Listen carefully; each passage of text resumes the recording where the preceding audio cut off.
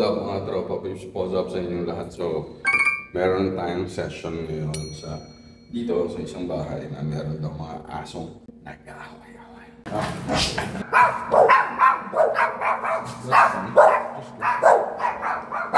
So, ano sinasaway ito?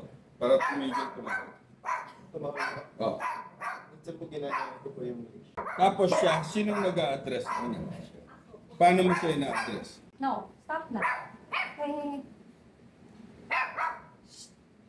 pag ayaw pa tumigil, usually pinabuhat ko na. No, the more mo siya the more mo siya ibigyan ng attention. Sige, ayaw mo. Ito mga tropa bips, kailangan ko lang siyang ma-corner. Baka talong madaya.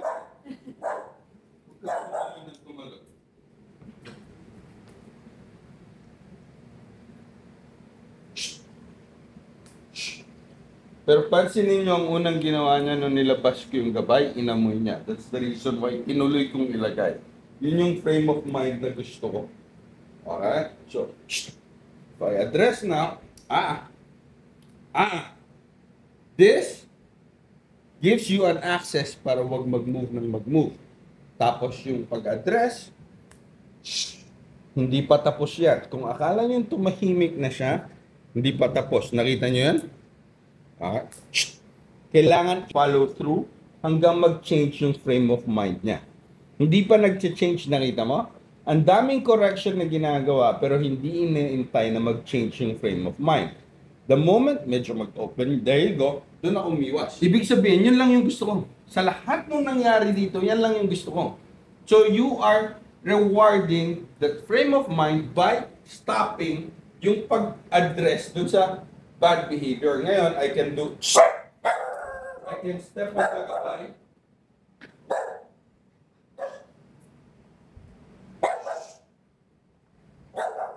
Kailangan mas mabilis magbago yung frame of mind niya.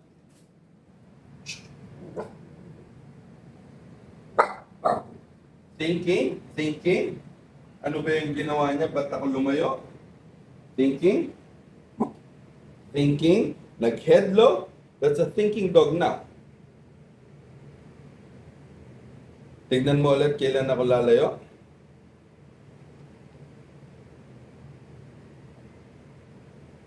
Wait. Hindi pa tapos. Hindi porkit nakatigil na yung aso. There you go. There you go. I can move away now.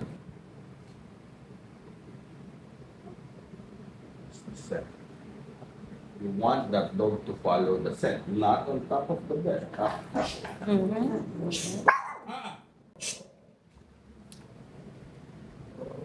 Everybody.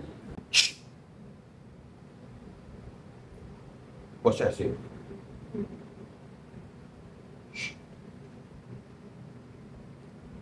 This won't happen. No. Dalawa sila. Anong hinihintay ko dito? Change ng frame of mind and konting movement away. That's what I want. So now I can give.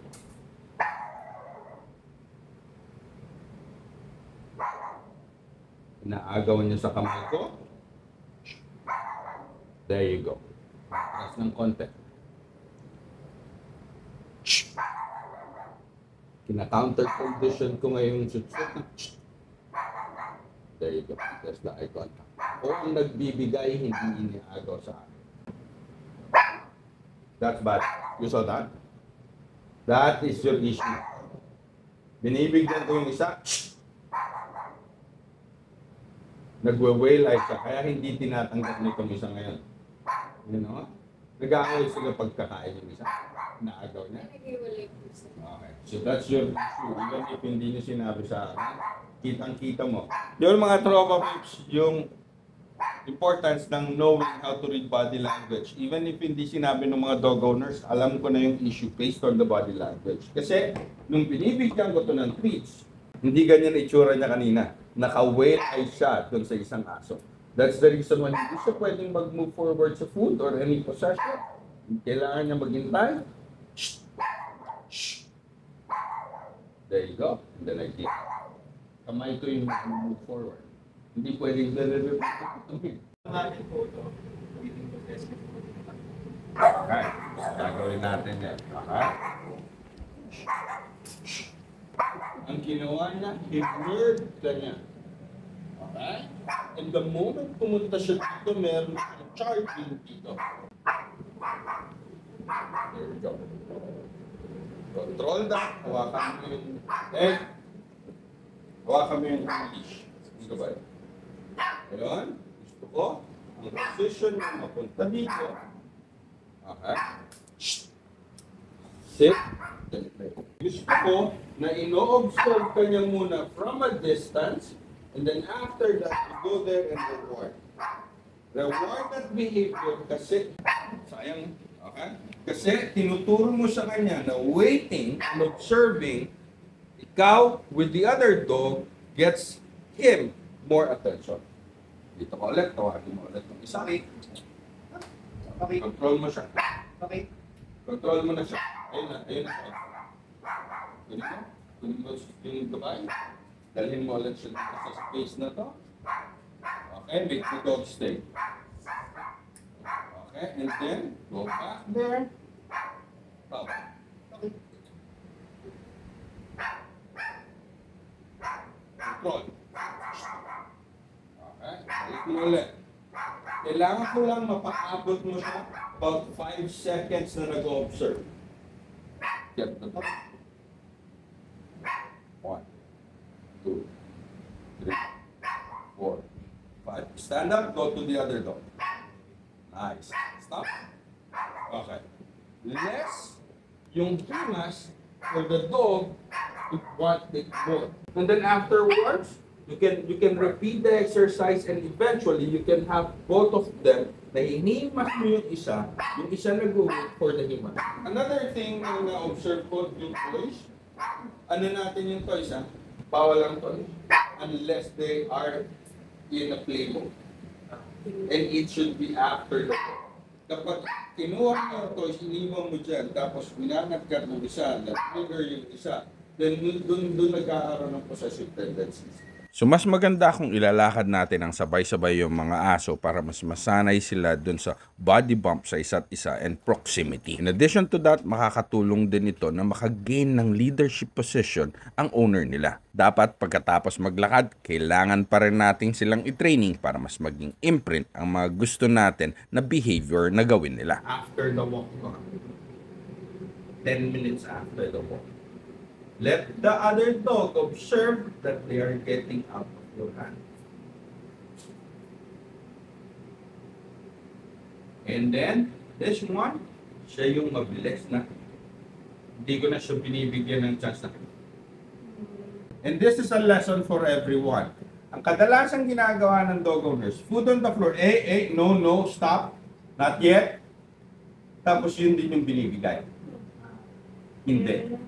Dapat, ito,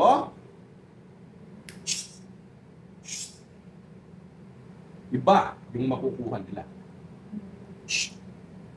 Meaning to say, okay, if I don't get the food on the floor na nakulog, I will be rewarded by waiting. Possible kasi na may mga instances na nag-aaway yung mga aso, nagsisimula yung possessive tendencies nila kapag may nahulog sa sahig na pagkain. Kita mo yung intensity niya. Antayin natin. Okay. Walang nagunahan. Okay. Same thing as your anything na tinatry nilang i-possess. That's the reason why nandiyan pa rin yan. The test for the dog na kahit dapat mas malapit sa kanya,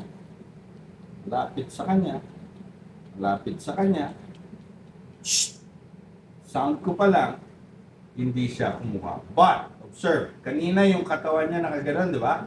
Hindi pa siya composed. Ngayon, mas composed na siya, doon ako magre-reward. The problem now is, kapag ito, yung nakita niyang kumukuha sa sahig, aalaw ko siyang kumuha sa sahig, hindi yung hinulog ko, but yung pinaamoy ko, and then, binagsak ko na nandun yung tulo niya. There's the closed mouth. There's the nervousness. Kita mo? Dahil may kinukuha siya. Okay? Magkaiba to sa exercise na ano. Papakita ko. Bababa ko. Magkaiba to sa kanina. The way better. Nakita niya yung kapatid niya kumakain. Sige, imas mo. Look. Check. Just be conscious. That's fine. Tagalan mo yan. Tagalan mo yan. Just be conscious. Okay, mami. Puntahan mo rin sila dati doon. Imas ka rin. Ignore the other dog. Ignore the other dog. Imas. Okay, dati ikaw muna bumalik dun sa itim. And then stop. Tayo lang. Nice. That's what I want. Mami, kailangan mong balikan. Ano nga ba ang gabay? Gabay ay isang uri ng sleep leash na aking ginagamit sa pag-train ng aso. Ginagamit ko ito para turuan ang mga aso natin na maglakad ng maayos at ginagamit ko rin itong training tool para mabawasan ang behavior issues nila. Ang gabay ay may tatak LZ.